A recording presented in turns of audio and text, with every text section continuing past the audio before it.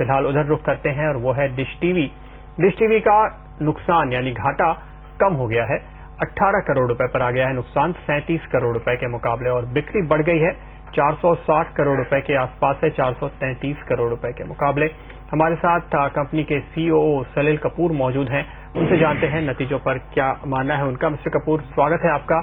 और घाटा लगातार हम कम होते हुए देख रहे हैं तो ये निवेशकों के लिए काफी खुशी की बात है, लेकिन क्या उम्मीद करें कब तक आप मुनाफे में आएंगे? देखिए, हमारा बिजनेस ऐसा है कि उसमें जब हम एक नया कनेक्शन एक्वायर करते हैं, यानी कि एक सब्सक्राइबर एक्वायर करते हैं, तो उसमें सब्सिडी देते हैं। तो ये बिजनेस इस तरह से है कि आप जितने कनेक्शन और लाएंगे उतना आपको सब्सिडी देना पड़ेगा, तो इसलिए इसमें घाटा होता है। लेकिन बिजनेस मॉडल ये है कि यही सब्सक्राइबर आपको पैसा देते रहेंगे हर महीना, और आपका वो रेवेन्यू वहां से इकट्ठा होके आपका नेट कैश फ्लो से जब ऊपर हो जाएगा तो आप पैट पॉजिटिव हो जाएंगे। तो अभी जो हमारा जो लॉसेज हैं, यानी जो घाटा जिसको आप कहते हैं, वो हर क्वार्टर में कम होता जा रहा है, बिकॉज मैनेजमेंट उसी की तरफ काम करती है। और 37 करोड़ लास्ट क्वार्टर में था, अब 18 करोड़ है।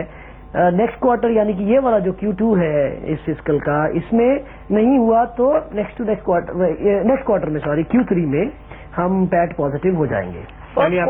फर्स्ट क्वार्टर में मिस्टर कपूर किस तरह के फिर सब्सक्राइबर एडिशंस आपने देखे हैं, और एवरेज रेवेन्यू आप कितना एंजॉय कर पा रहे हैं पर सब्सक्राइबर? देखिए, हमने 725 के यानी कि 725,000 सब्सक्राइबर एडिशन किया है, अपना मार्केट शेयर मेंटेन किया है।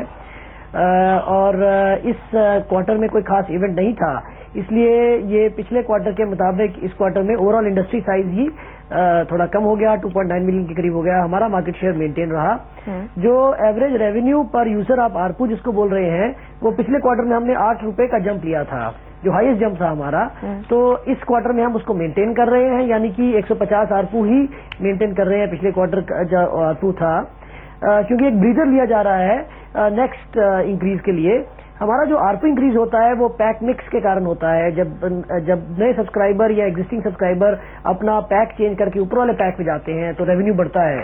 तो इसलिए हमने बहुत सारी एक्सरसाइज की थी लास्ट क्वार्टर में, इस क्वार्टर में थोड़ा ब्रीदर दिया है, और अब जो करंट क्वार्टर जो चल रहा है इसमें फिर एक्सरसाइज कर रहे हैं ताकि अगली बार इसको और थोड़ा इंप्रूवमेंट दिखाएं। जो आपने कहा कि सब्सिडी देनी पड़ती है जब आप एक नए ग्राहक को जोड़ते हैं, तो आप ये कह रहे हैं कि जो सेट टॉप बॉक्स है या जो डिश एंटेना है वो आप सस्ते में देते हैं, तो क्या वहां पे आप कुछ प्राइस हाइक करने में या सब्सिडी कम करने में कामयाब हुए हैं?